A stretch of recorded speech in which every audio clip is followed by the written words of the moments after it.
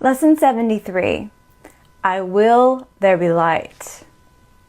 Today we are considering the will you share with God. This is not the same as the ego's idle wishes, out of which darkness and nothingness arise. The will you share with God has all the power of creation in it. The ego's idle wishes are unshared and therefore have no power at all. Its wishes are not idle in the sense that they can make a world of illusions in which your belief can be very strong, but they are idle indeed in terms of creation. They make nothing that is real. Idle wishes and grievances are partners or co-makers in picturing the world you see. The wishes of the ego gave rise to it, and the ego's need for grievances which are necessary to maintain it peoples it with figures that seem to attack you and call for righteous judgment. These figures become the middlemen the ego employs to traffic in grievances. They stand between your awareness and your brother's reality. Beholding them, you do not know your brothers or yourself, with a capital S. Your will is lost to you in this strange bartering, in which guilt is traded back and forth, and grievances increase with each exchange. Can such a world have been created by the will the Son of God shares with his Father? Did God create disaster for his Son? Creation is the will of both together. Would God create a world that kills himself? Today we will try once more to reach the world that is in accordance with your will. The light is in it because it does not oppose the will of God. It is not heaven, but the light of heaven shines on it. Darkness has vanished. The ego's idle wishes have been withdrawn. Yet the light that shines upon this world reflects your will, and so it must be in you that we will look for it. Your picture of the world can only mirror what is within. The source of neither light nor darkness can be found without. Grievances darken your mind, and you look out on a darkened world. Forgiveness lifts the darkness, reasserts your will, and lets you look upon a world of light. We have repeatedly emphasized that the barrier of grievances is easily passed and cannot stand between you and your salvation. The reason is very simple. Do you really want to be in hell? Do you really want to weep and suffer and die? Forget the ego's arguments which seek to prove all this is really heaven. You know it is not so. You cannot want this for yourself. There is a point beyond which illusions cannot go. Suffering is not happiness, and it is happiness you really want. Such is your will in truth, and so salvation is your will as well. You want to succeed in what we are trying to do today. We undertake it with your blessing and your glad accord. We will succeed today if you remember that you want salvation for yourself. You want to accept God's plan because you share in it. You have no will that can really oppose it, and you do not want to do so. Salvation is for you. Above all else, you want the freedom to remember who you really are. Today, it is the ego that stands powerless before your will. Your will is free, and nothing can prevail against it. Therefore, we undertake the exercises for today in happy confidence, certain that we will find what it is your will to find, and remember what it is your will to remember. No idle wishes can detain us, nor deceive us with an illusion of strength. Today, let your will be done, and end forever the insane belief that it is hell in place of heaven that you choose. We will begin our longer practice periods with the recognition that God's plan for salvation, and only His, is wholly in accord with your will. It is not the purpose of an alien power thrust upon you unwillingly. It is the one purpose here on which you and your Father are in perfect accord.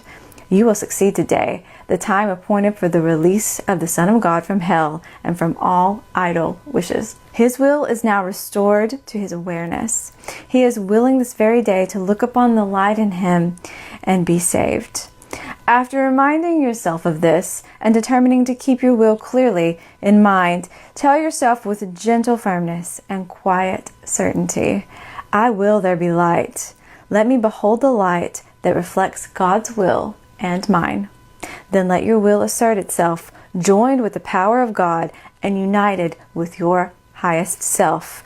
Put the rest of the practice period under their guidance. Join with them as they lead the way. In the shorter practice periods, again, make a declaration of what you really want. Say, I will there be light. Darkness is not my will. This should be repeated several times an hour. It is most important, however, to apply today's idea in this form immediately you are tempted to hold a grievance of any kind.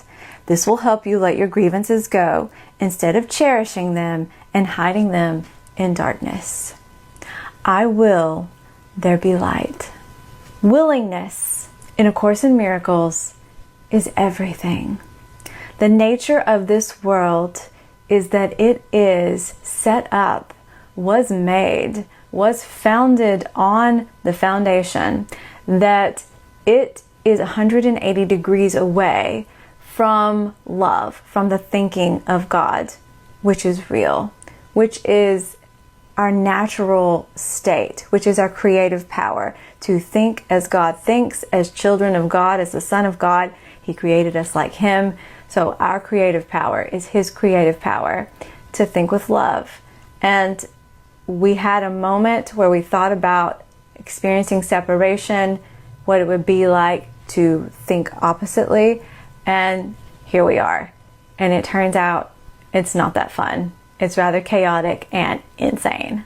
Now this world, even though we are experiencing the thought of separation, and this world was made for us to experience it, it is as if it is a dream.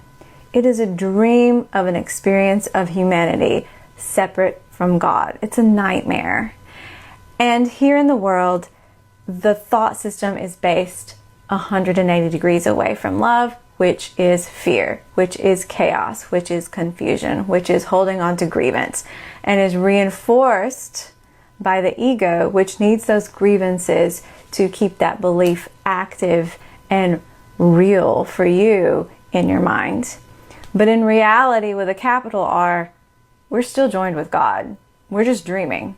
It's like Alice was trying to get home from Wonderland, and she woke up and realized, oh, that upside down world that was insane was not real.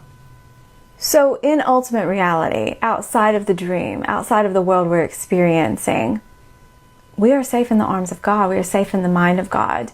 Our will is joined with His. Our will is shared with His. Our mind is joined with His. It cannot not be. You cannot be disconnected from God. We're in the dream where it feels like we are.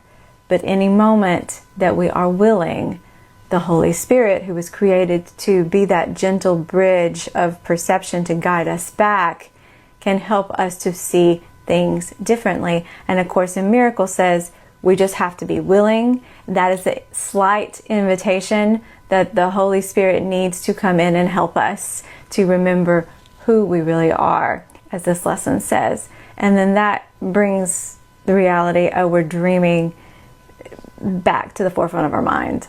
I will there be light. I'm willing that there be light. Light is understanding in A Course in Miracles. I'm willing to understand. And I'm willing to first understand, receive that understanding, and be that in the world. Bring that to the dream so that other people can remember it's a dream, it's not real. Love is who I am, and love is why I'm here. I will there be light. Your good intentions are not enough. Your willingness is everything, A Course in Miracles says. So your willingness to see things differently is remembering that your will never left the joint will of God, that you are still joined with Him, and that you can access that understanding here in the world and be the light in a lost world. The primary responsibility of the miracle worker is to accept the atonement, God's plan for salvation for yourself.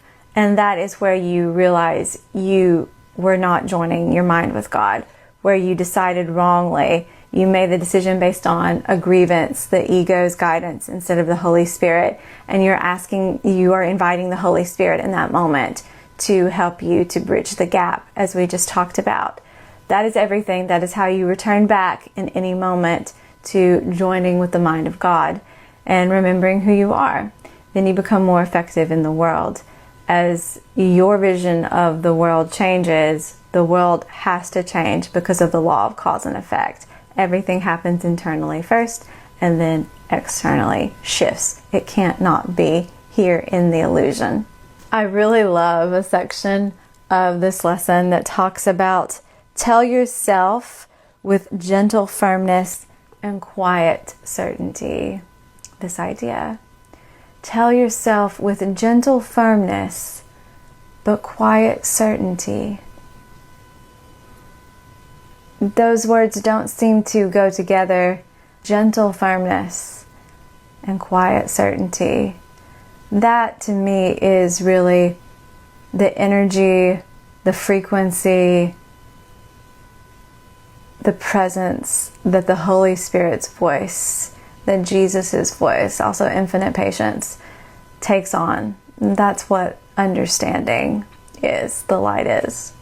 And I've gotten busted again with holding on to a grievance. It says, remind yourself of this immediately when you're tempted to hold a grievance of any kind.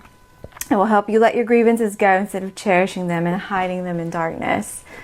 That there's a grievance, okay, but it is transformed in the light and understanding. And it cannot be transformed until you consciously use your free will and are willing to ask for help in seeing it differently, seeing it within that light. So I got busted again on another thing I'm holding on to that popped up very vividly in my mind as I read that last sentence. So that's my work for today.